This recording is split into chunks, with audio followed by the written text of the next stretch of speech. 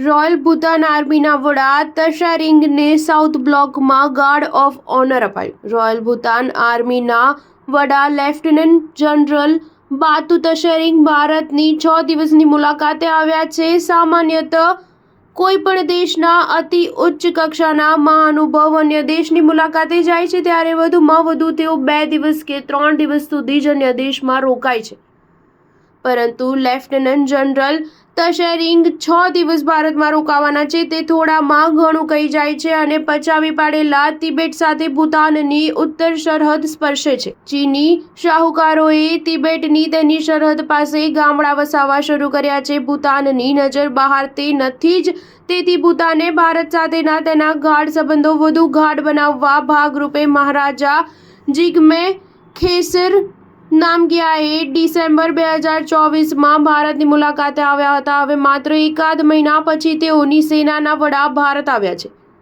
તેઓ કેન્દ્રીય સચિવાલયના south block આવી પહોંચ્યા ત્યારે ભારતીય ભૂમિદળના વડા જનરલ ઉપેન્દ્ર દ્વિવેદીએ તેઓનું સ્વાગત કર્યું હતું અને તેઓને ગાર્ડ ઓફ ઓનર આપવામાં આવ્યું હતું। તે પછી બંને સેનાઓના વડાએ આપસી મંત્રણા કરી હતી। આ ઉપરાંત તશેરિંગ વિદેશ મંત્રી જયશંકર તથા રાષ્ટ્રીય સલામતી સલાહકાર અજીત દોવાલને પણ મળ્યા હતા। તશેરિંગને ભારતના શહીદ સ્મારક ઉપર ફૂલમાળા ચડાવી હતી।